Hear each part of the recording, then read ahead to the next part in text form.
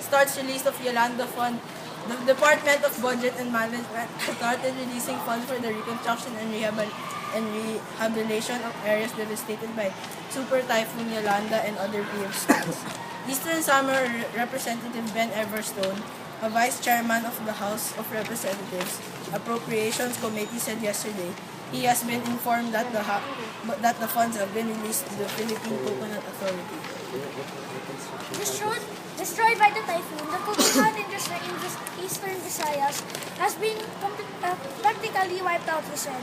He said the PCA has to help coconut farmers rehabilitate their farms.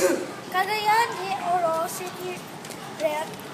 Rufus Rodin said reconstruction funds not only for eastern Visayas but also for areas ravaged by other typhoons like Sendong, which hit Cagayan de Oro, and other parts of northern Mindanao 2 years ago should now be released. These funds are intended only for Samar, Leyte, but also for northern Mindanao, Zamboanga City, Bohol, and Cebu, and the Davao provinces and Luzon. Provinces devastated by Sendong and other typhoons like Saki and Pablo, by other earthquake, and by the misadventure of certain Muslim rebels loyal to our Nuwari. He said the use of the funds would hasten the recovery and growth of these areas. Rodriguez urged the concerned agencies to take the advantage of summer months to start or finish reconstruction projects. In northern Mindanao, there are infrastructure projects that are awaiting funds so these could be completed, he said.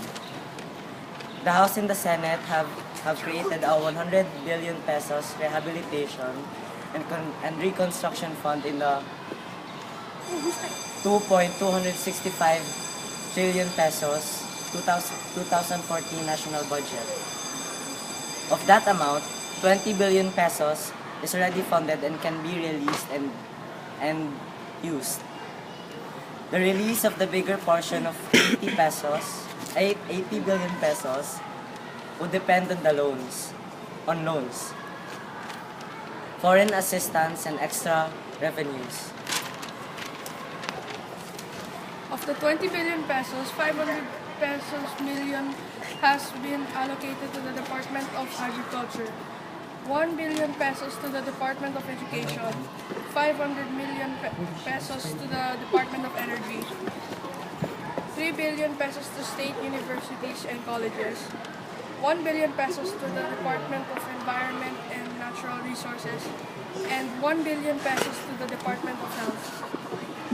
Some 5 billion pesos has been appropriated for the Department of Public Works and Highways, 1.5 billion pesos for the National Housing Authority, 3.5 billion for the Department of Social Welfare and Development, and 1 billion pesos for the Department of Transportation and Communications, and 1 billion pesos for local government units. Thank you for listening.